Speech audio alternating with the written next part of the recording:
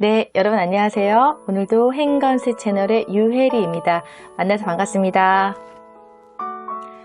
네, 여러분 혹시 뭔지 모를 감정으로 인해서 기분이 좋지 않거나 또는 명확하게 규정하기 힘든 어떤 일 때문에 스트레스 상황이라고 느껴본 경험 있지 않으신가요? 그러한 이유는 굉장히 다양할 거라고 생각하는데 그 이유 중에 하나에 아마 자신감이라는 것이 있지 않을까 생각을 하게 되었습니다.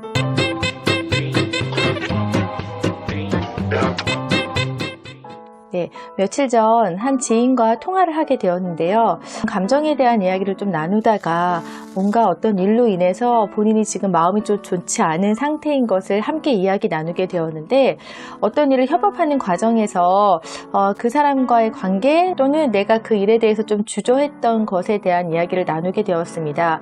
그 과정에서 지금 좀 기분이 좋지 않고 어떤 감정인지 모르겠다는 이야기를 같이 나누었는데 때마침 그 통화를 하는 그때 저도 좀 여러 가지 일로 인해서 기분이 좀 다운되기도 했고 나는 왜 이랬지 하는 후회의 마음과 여러 가지가 조금 드는 상황이었습니다. 그래서 그 지인과 통화가 길어지면서 저와 그 지인이 내린 결론은 우리가 좀 자신감이 부족했구나.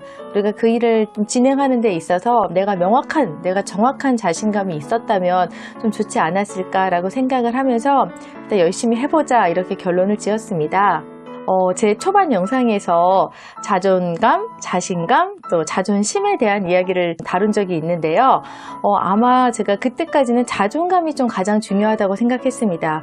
예, 자존감이 중요한 거 맞죠. 자존감이란 자기를 있는 그대로 신뢰해주고 믿어주는 건데 그렇게 되기 위해서는 또 자신감이 같이 연결된다는 그런 이야기를 좀 나누었던 것 같은데 자신감 또한 매우 중요한 하나의 요소라는 것을 주변 사람들과의 또 상담 이런 걸 통해서 더욱 요즘 많이 느끼고 있어서 이렇게 제가 영상을 찍게 되었는데요. 제가 또 이런 책을 하나 접하게 되었습니다.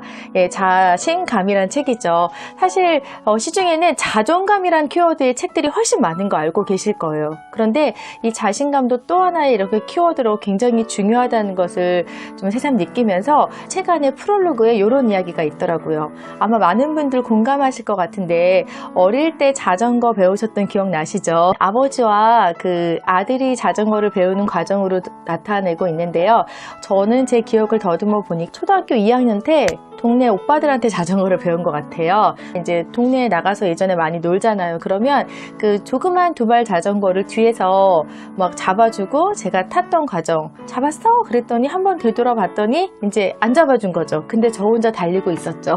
여러분들 아마 자전거를 타시는 분은 그런 경험 한 번씩은 다 생각나실 것 같은데 자신감을 위해서는 타인에 대한 신뢰, 그 다음에 자신의 실력에 대한 신뢰, 그리고 삶에 대한 신뢰가 그 밑바탕이 되어야 된다고 이야기하고 있더라고요. 자전거랑 같이 비유하기에 적절한 이야기인 것 같습니다.